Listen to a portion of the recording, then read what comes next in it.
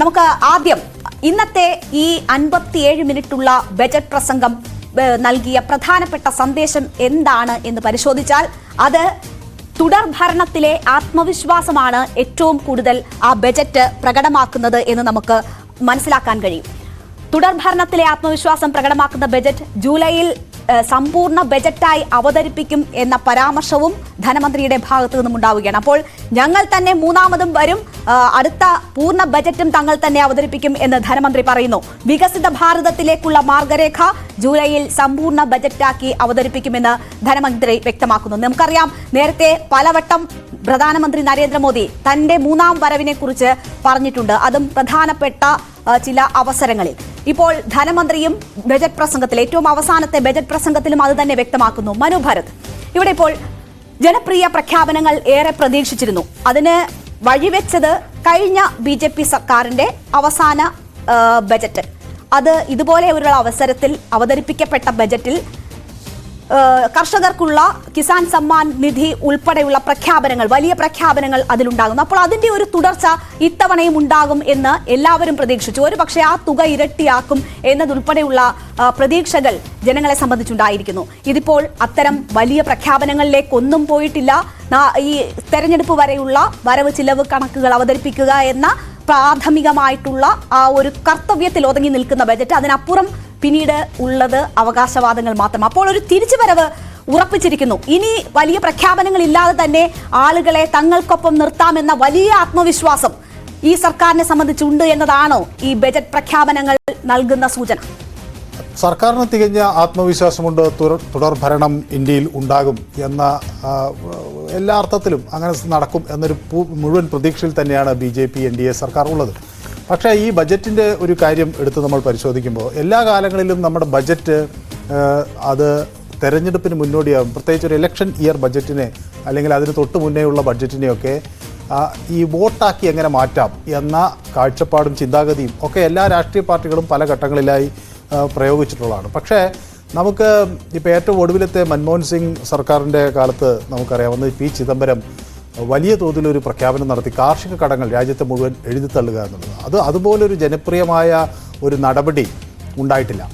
പക്ഷേ ആ തെരഞ്ഞെടുപ്പ് അത് കോൺഗ്രസിന് അനുകൂലമായി വന്നില്ല, അതൊന്നും വോട്ടായി മാറുകയും ചെയ്തില്ല. അപ്പോൾ സ്വാഭാവികമായും അങ്ങനത്തെ ഒരു പ്രതീതിയിൽ നിന്ന് മാറി പുതിയ ഒരു രാഷ്ട്രീയ നയ രൂപീകരണം കൂടി BJP NDA സർക്കാർ ഇവിടെ നടത്തുന്നു എന്നാണ് നമ്മൾ ഇതിൽ നിന്ന് വ്യക്തമാക്കേണ്ടത്. അപ്പോൾ ബജറ്റ് ആരെ സ്വാധീനിക്കുന്നു? ബജറ്റ് കർഷകനെ സ്വാധീനിക്കുന്നുണ്ടോ? ഇന്ത്യയിലെ സാധാരണക്കാരായ കർഷകർ അല്ലെങ്കിൽ ഇന്ത്യയിലെ സാധാരണക്കാരായ ആളുകൾ, പ്രത്യേകിച്ച് ഈ ലോവർ ഇൻകം ഗ്രൂപ്പ്, ഇവരൊക്കെ ബജറ്റിനെ നോക്കിക്കാണുന്നുണ്ടോ, വലിയ ഗൗരവമായി എടുക്കുന്നുണ്ടോ എന്നൊക്കെയുള്ള ചോദ്യങ്ങൾ അതിനുശേഷം പിന്നെ വളരെ ശക്തമായി ഉയരുകയും ചെയ്തിരുന്നു. ഒരുപക്ഷെ അങ്ങനത്തെ ഒരു കാഴ്ചപ്പാട് കൂടി കൊണ്ടായിരിക്കണം ഈ ബജറ്റ് രൂപകൽപ്പന ചെയ്തിട്ടുള്ളത് എന്ന് നമുക്ക് കാണേണ്ടി വരും. കാരണം ഈ ബജറ്റ് ഉൾക്കാഴ്ച ചെയ്യുന്നത് കൂടുതലും ഒരു മിഡിൽ ഇൻകം ഗ്രൂപ്പിനെയാണ്. പ്രത്യേകിച്ച് ലോവർ മിഡിൽ ക്ലാസ് എന്നതിന് മുകളിൽ നിൽക്കുന്ന ഒരു average income group, tax paying ആയിട്ടുള്ള കമ്മ്യൂണിറ്റി, വലിയ ഓൺട്രപ്രണേഴ്സ്, അതുപോലെ ബിസിനസ് സംരംഭകർ, അങ്ങനെയൊക്കെ ഉള്ള വലിയൊരു കമ്മ്യൂണിറ്റിയാണ് ബജറ്റ് പ്രധാനമായും അഡ്രസ്സ് ചെയ്യുന്നത് എന്നതിൽ സംശയമില്ല. ഒരു തെരഞ്ഞെടുപ്പിന് മുന്നോടിയായി ഇത്തരം ഒരു ബജറ്റ് കൂടുതലും സഹായിക്കുക ഒരു പാർട്ടി അതിൻ്റെ ധനസമാഹരണത്തിനാണ്. ഒരുപക്ഷേ കൂടുതൽ സമ്പന്നരായ ആളുകൾ അല്ലെങ്കിൽ നിക്ഷേപിക്കാൻ തയ്യാറായിട്ടുള്ള നിക്ഷേപകർ, ഇവരൊക്കെ ഇത്തരം ഒരു സർക്കാരിനെയാണ് കൈയടിച്ച് പ്രോത്സാഹിപ്പിക്കുക. അപ്പോൾ അത് തെരഞ്ഞെടുപ്പിൽ വലിയ സാമ്പത്തികമായ പിന്തുണ ഒരു പ്രചാരണ പരിപാടികൾക്ക് നൽകാൻ അവരെ പ്രേരിപ്പിക്കും എന്നതൊരു ഘടകമാണ്.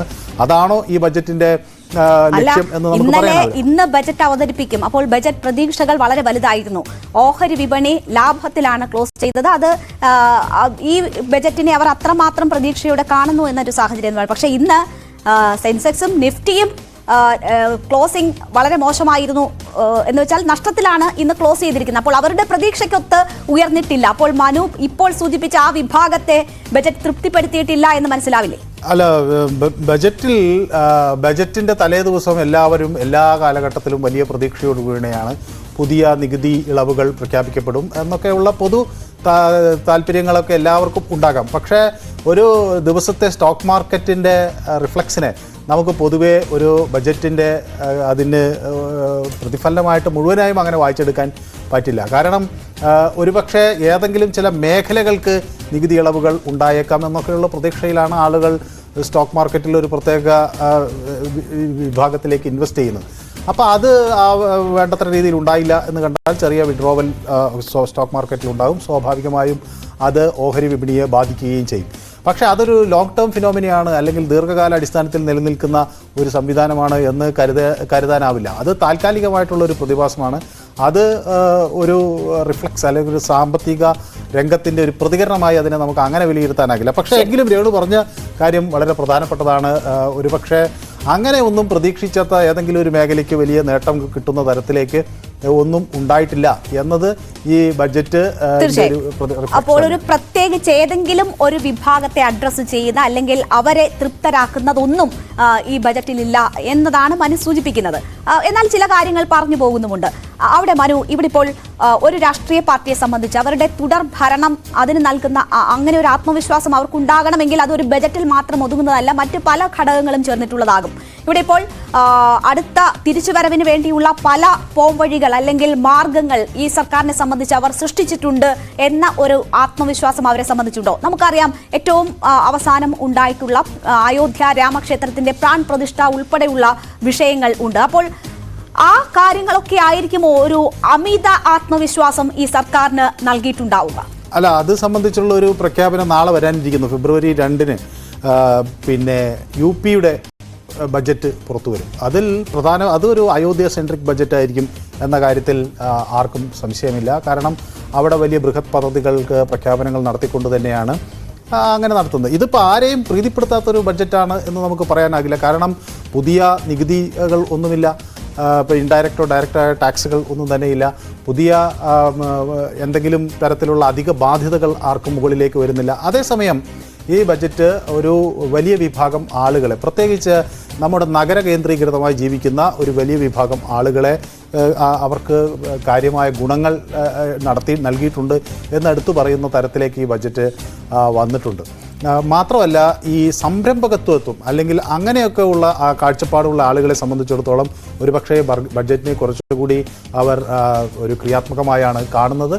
നിക്ഷേപകർ ഇപ്പോൾ പ്രത്യേകിച്ച് നമ്മൾ എല്ലാ കാലത്തെയും ഒരു പ്രധാന ആവശ്യമായിരുന്നു കോർപ്പറേറ്റ് ടാക്സ് 20% നിന്ന് പഴയപടിയിലേക്ക് 30% അപ്പോൾ അങ്ങനെയൊന്നും വലിയ നികുതി പരിഷ്കരണങ്ങൾ ഇല്ലാത്തൊരു സാഹചര്യത്തിൽ ഇത് നിക്ഷേപക സമൂഹത്തിനും വ്യവസായ സമൂഹത്തിനും അതേപോലെ പിന്നെ ബിസിനസ് കമ്മ്യൂണിറ്റിക്കുമൊക്കെ വലിയൊരു ആശ്വാസം നൽകുന്നൊരു ബജറ്റാണ്. സാധാരണ എല്ലാ ബജറ്റുകൾ ഇങ്ങനെ വരുമ്പോഴും നികുതി വർധനവ് ഉണ്ടാകും എന്നത് ഒരു പ്രതീക്ഷയോടുകൂടിയാണ് എല്ലാവരും കാര്യങ്ങൾ മുൻകൂട്ടി കാണുന്നത്. അപ്പോൾ അങ്ങനെയൊന്നില്ല എന്നത് തന്നെ ഒരു വലിയ ആശ്വാസം നൽകുന്നു. മാത്രമല്ല, ഈ ബജറ്റിൻ്റെ മുന്നോടിയായി ഇപ്പോൾ നേരത്തെ ഇനിയൊരു ഇതിൻ്റെ നേരത്തെയുള്ള ഒരു താരതമ്യ പഠനത്തിലേക്കൊക്കെ സർക്കാർ നീങ്ങുകയാണല്ലോ. അപ്പോൾ നേരത്തെയുള്ളൊരു സർക്കാർ 2.5 ലക്ഷം രൂപ ഒരു നികുതി പരിധി എന്നത് ഇൻകം ടാക്സിന് വരുമാന നികുതിക്ക് ഒരു പരിധിയായി വെച്ചിരിക്കുമ്പോൾ ഇപ്പോൾ അത് 7.5 ലക്ഷമായിരിക്കുന്നു. അപ്പോൾ സ്വാഭാവികമായും അത്തരം സാലറി ക്ലാസ് മധ്യവർത്തികൾക്ക് ഈ സർക്കാരിനോട് താല്പര്യം തോന്നാനുള്ള ഒട്ടനവധി ഘടകങ്ങൾ കഴിഞ്ഞ ബഡ്ജറ്റിൽ തന്നെ ഉണ്ടായിരുന്നു. അത് നിലനിർത്തി എന്നതാണ് ഈ ബഡ്ജറ്റിൽ ഒരു അവകാശവാദമായി. കഴിഞ്ഞ ബഡ്ജറ്റിലെ